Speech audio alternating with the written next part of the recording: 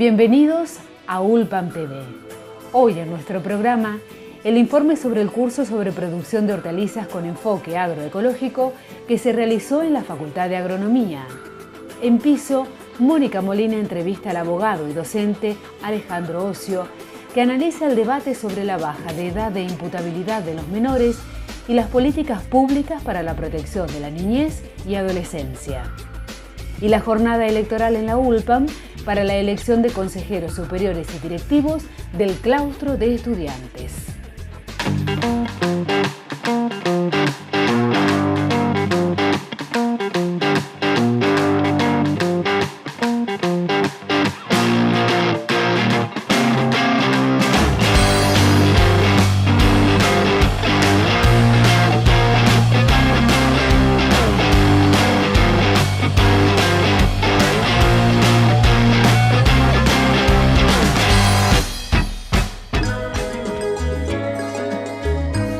La Facultad de Agronomía, junto a la Dirección de Agricultura Familiar del Gobierno de La Pampa y el INTA Anguil, organizaron el curso taller Tecnologías para la producción de hortalizas a pequeña escala con enfoque agroecológico, destinado a productores locales, estudiantes y profesionales.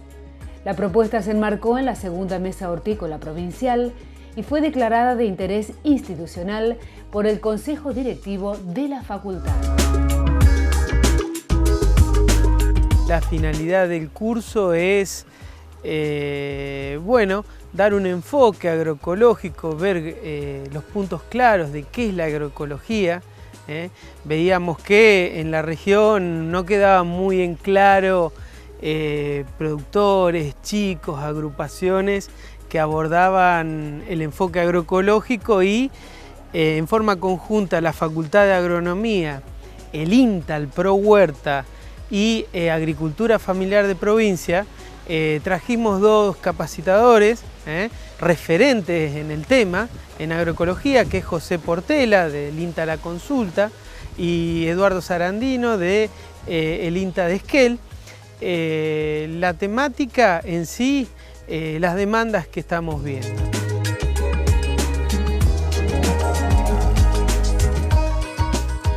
La agroecología en sí, como es una disciplina que está en formación, hay distintas acepciones, distintas formas de entenderla, pero podemos decir que en su aspecto más básico es una disciplina científica, nace de esa forma, que lo que busca es aplicar los principios de la ecología al agro, a la producción agropecuaria.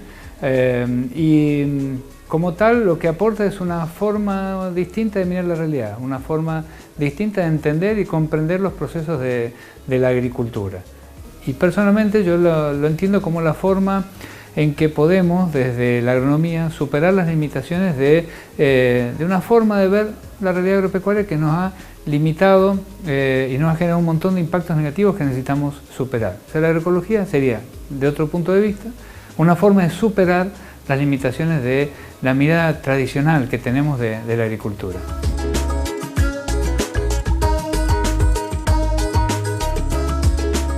La agroecología no es una forma de hacer agricultura, es importante hacer la diferenciación esta, ¿sí?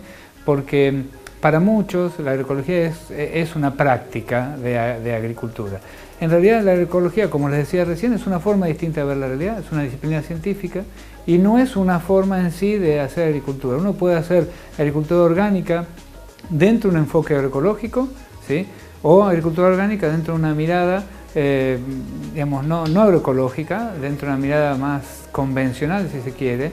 La simple sustitución de insumos químicos por orgánicos, si no cambia uno la mirada, termina siendo lo mismo que una producción tradicional. No se cambió la forma de entender.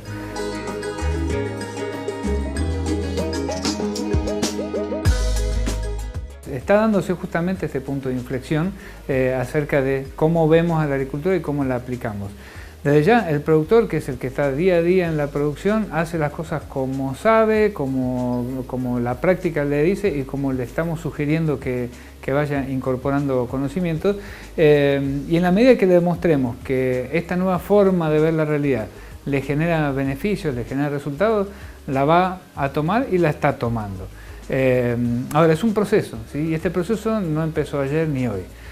Yo siempre comento que en Argentina el hito que marca el punto de inflexión es en la década de los 80, cuando las universidades y el INTA escriben el libro Juicio de nuestra agricultura. Ahí empezamos en Argentina a cuestionar la forma en que estábamos haciendo agricultura. La universidad tiene un rol central, es fundamental, porque es el lugar donde educamos a los agrónomos, ¿no?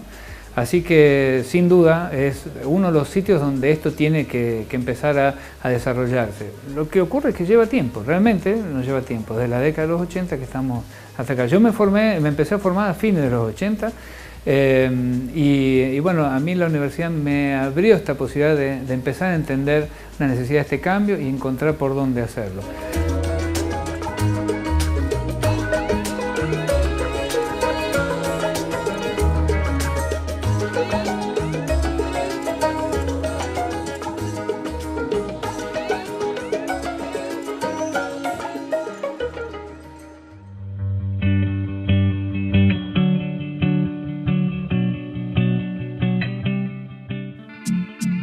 El debate sobre la reforma en el sistema penal juvenil respecto de la baja de edad de menores es parte de la formación académica. Las organizaciones de protección de los derechos de la infancia y la adolescencia expresaron su desacuerdo sobre la baja de edad de imputabilidad. Algunas de las propuestas que se plantean sobre las situaciones de la niñez es generar políticas de anticipación para su protección.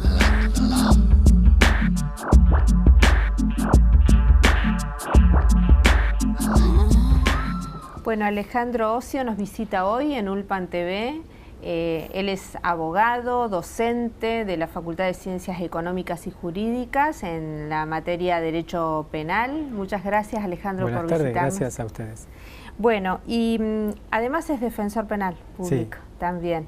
Bueno, una consulta que te queremos hacer porque sobre la mesa en nuestro país también se está poniendo en discusión acerca del régimen penal juvenil y más allá de que esto puede tener otro tipo de aristas, nos interesa saber qué importancia tiene en la formación de futuros abogados y abogadas tratar estos temas que vinculan los derechos del niño, niñas y adolescentes desde un enfoque también de los derechos humanos, ¿no? Bien, en el ámbito de la Universidad de La Pampa, hace un tiempo a la fecha, diría 4 o 5 años, con otra profesora, con Cecilia Bertolé, venimos introduciendo este tema.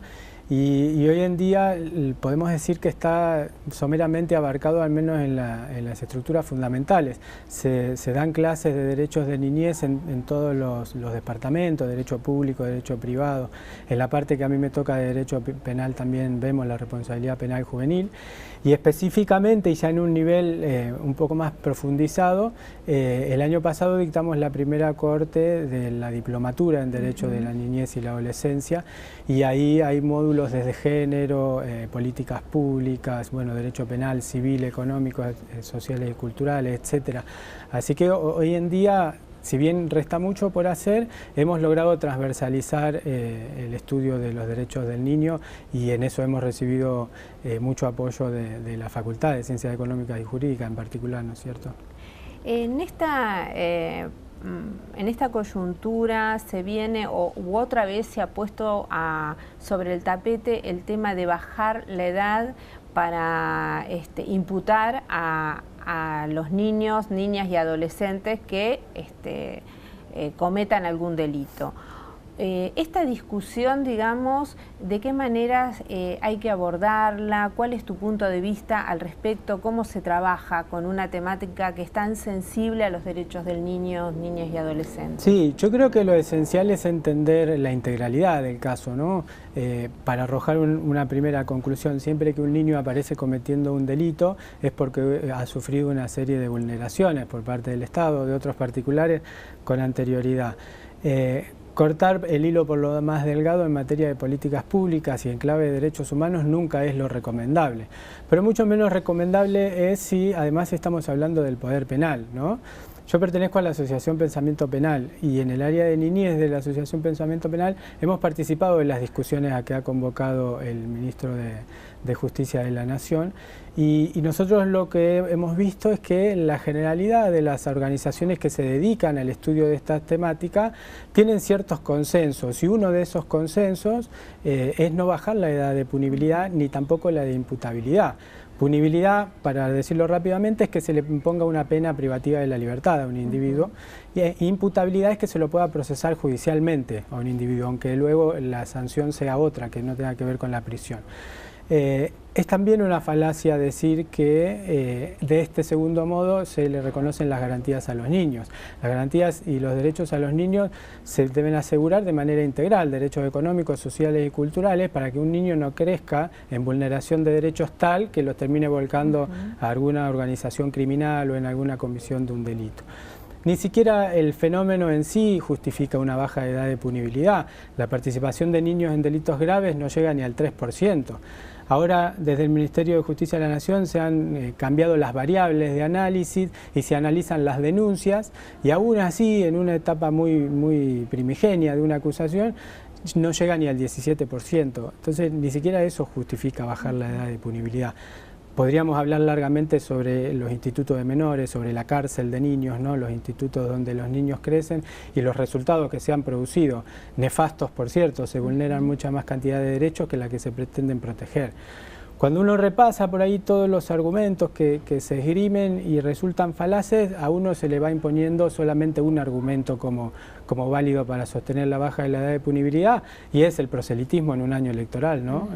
Y que nada tiene que ver con los derechos humanos. A cuestiones episódicas, esto así, una reacción frente a lo mejor a determinados hechos que para nada tiene que ver con una política más sostenida en el tiempo, más de cuidado, de protección de la infancia. Claro que no, y no pretende tampoco la resolución de ningún conflicto. El poder penal llega último y para aplicar una sanción a un conflicto. No lo resuelve y es incapaz de resolverlo por definición, mucho menos en personas que están en etapa de desarrollo, ¿no? Claro. Ahora, si como sociedad, ante una sociedad violenta, un hecho violento o una construcción de una sociedad violenta por parte de algunos medios de comunicación, pretendemos que los niños crezcan adentro de las cárceles, bueno, tenemos un grave problema como sociedad, ¿no? Y esto también hay que decirlo. Sobre otros temas que tienen que ver cómo pensar las políticas de Estado y demás, vamos a continuar hablando en el próximo bloque. Continuamos en Ulpan TV.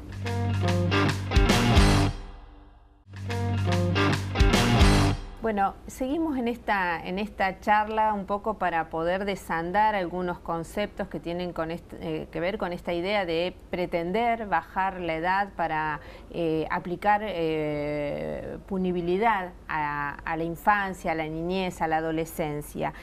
Vos algo dijiste anteriormente vinculado a qué cosas no se cumplen con la infancia que puede derivar en consecuencias como que después estén niños o adolescentes cometiendo delitos, ¿verdad? Pero la pregunta iría, ¿qué cosas pone al descubierto cuando hablamos de pretender bajar las edades? Yo creo que pone al descubierto una ineficiencia y una ineficacia muy profunda en el ámbito de las políticas públicas en clave de derechos humanos, ¿no? Cuando un Estado durante determinada cantidad de tiempo y en determinado contexto, ¿no? También nuestro Estado se enclava en un contexto global, esto no hay que aislarlo, parece una avanzada, ¿no? De los últimos años a nivel global, el control punitivo, ¿no? Cuando los Estados se declaran abiertamente ineficaces en materia de acceso a los derechos humanos, siempre aparece la respuesta punitiva como un sanalotodo social, ¿no? Como que todo lo va a curar porque los individuos permanezcan durante más tiempo adentro de una cárcel.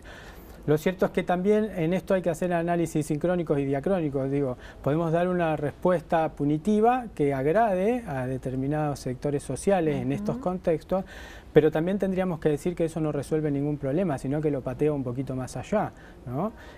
Acá tenemos dos grandes ejemplos hoy en nuestro país. La baja de la edad de punibilidad pretende el encierro de los individuos que no han llegado a los 18 años de edad.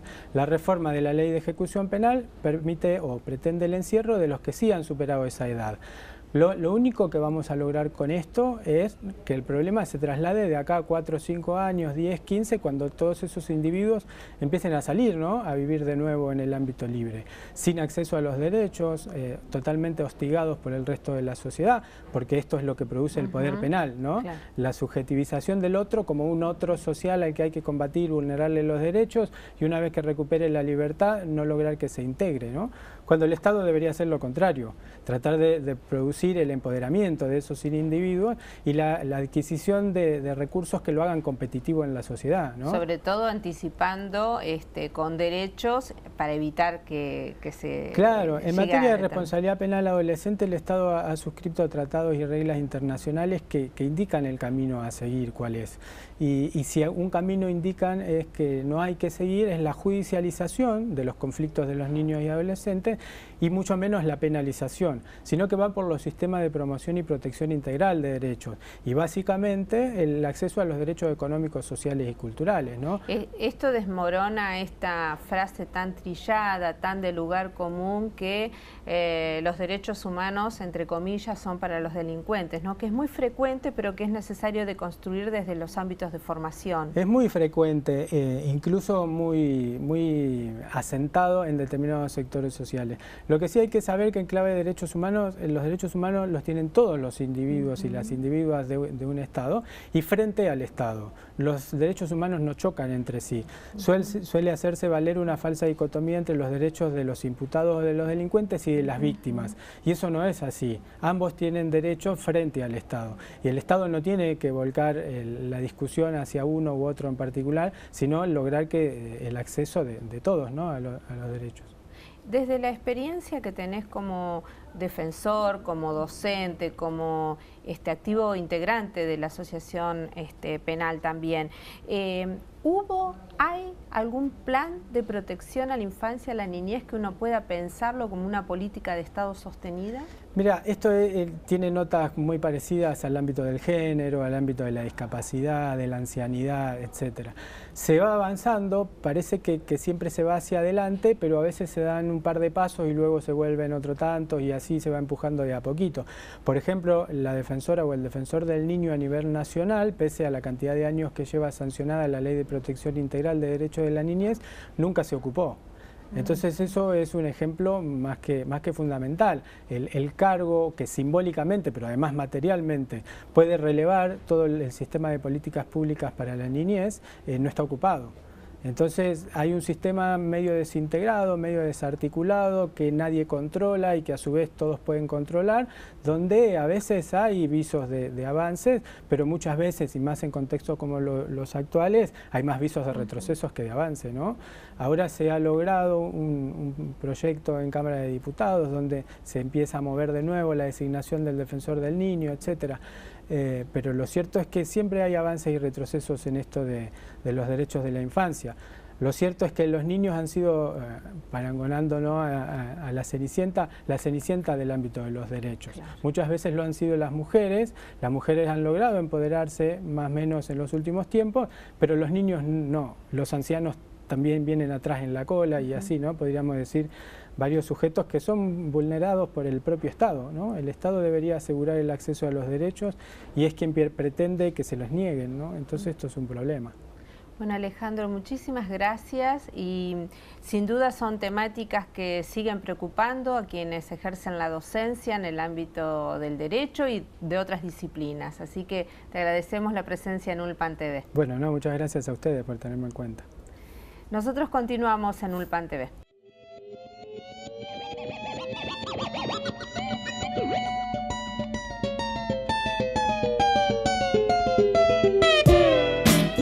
Se realizó la elección en la ULPAM de consejeros superiores y directivos del claustro de estudiantes en todas las facultades. Como resultado del proceso electoral, el claustro de estudiantes del Consejo Superior de la Universidad quedó conformado con 2 consejeros electos de la lista Universidad Pública, 2 de la lista Agrupación Independiente, 1 de la lista Franja Morada y 1 de la lista Sumate y Estudiantes Independientes. Este acto de participación en unas elecciones a nosotros nos pone muy contentos de que participen, pero a su vez apostamos a que se presenten listas, a que participen siendo candidatos, no importa si no es de nuestra lista.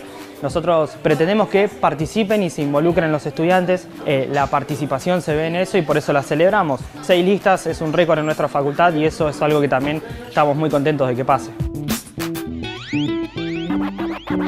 Una de las grandes virtudes del cogobierno universitario es que también participan de las decisiones de lo que hacen a toda la institución. No solo lo específico de su situación, de su claustro, sino que son parte de la toma de decisiones en los cuerpos colegiados de todo lo que hace la vida institucional, de la universidad y de las facultades. En lo que hace inclusive a los procesos electorales son muy responsables.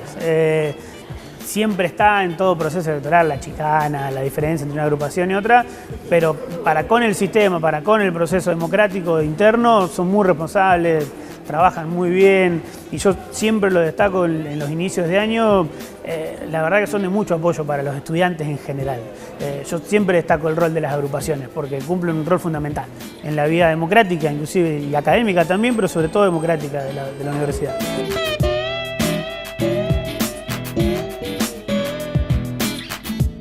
Desde el Centro de Estudiantes, que por ahí lo puedo hablar con experiencia en lo personal, que es por donde se empieza, digamos, el primer nexo que tiene el estudiante para plantear en sí las cuestiones de la cotidianidad, lo más cercano, comienzan con cuestiones académicas, ¿no? Cuestiones que por ahí hay algunos inconvenientes en algunas cátedras o algo así, ¿no?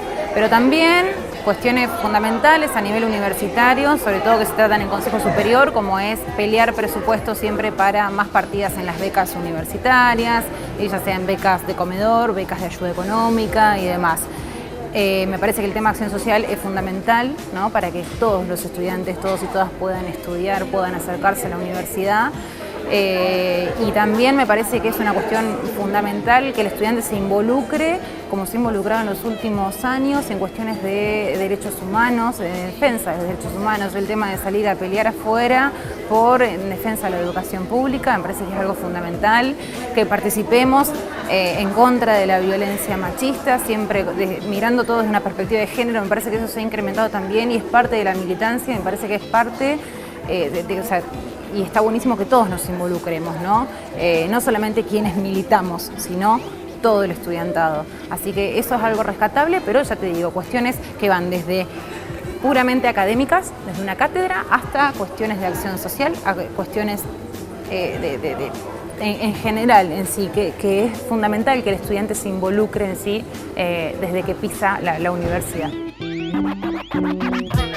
Una de las principales problemáticas y que se repite año a año tiene que ver con la deserción estudiantil, algo que nosotros tratamos de combatir por todos los medios posibles. Nosotros estamos actualmente en la conducción del Centro de Estudiantes y buscamos en el Consejo Directivo poder también tratar de que los pibes y pibas no dejen la facultad, no dejen la universidad, teniendo en cuenta que, bueno, necesitamos sujetos críticos y la universidad tiene que formarlos. Por eso, a la par de que peleamos para que no abandonen, para que no se vayan, para que no dejen una carrera, que a su vez los contenidos que se aplican, que se enseñan, sean formadores de sujetos críticos con perspectiva de género, algo fundamental. Y otra cosa, una problemática que también se está viendo en el último tiempo, tiene que ver con el presupuesto educativo. Sabemos que hay un ajuste, hay una avanzada del gobierno sobre la educación pública y en ese sentido nuestra participación dentro del Consejo Directivo también tiene que ver con defender la educación pública y tratar de lograr que se aumente el presupuesto para nuestra facultad, pelear para que la universidad también tenga mayor presupuesto, porque más allá de que estemos en el Consejo Directivo de Humanas, nuestra militancia excede eso y nuestra participación excede eso, sino que apostamos a una universidad pública, gratuita, laica y de calidad. Yo creo que el estudiante se involucra cada vez más y eso es algo muy benéfico, es algo muy positivo que vemos. Creo que de a poco se van viendo los cambios y los resultados, digamos. El militar, porque sirve para algo, ¿sí? Creo que por ahí cuando transcurran la carrera, por ahí al principio les cuesta un poco y ya en segundo o tercer año se dan cuenta que sí, que militar en sí, porque todos militamos por defender nuestros derechos. O sea, no estamos acá por ningún cargo político, ni somos pagos por nadie, militamos para defender nuestros derechos.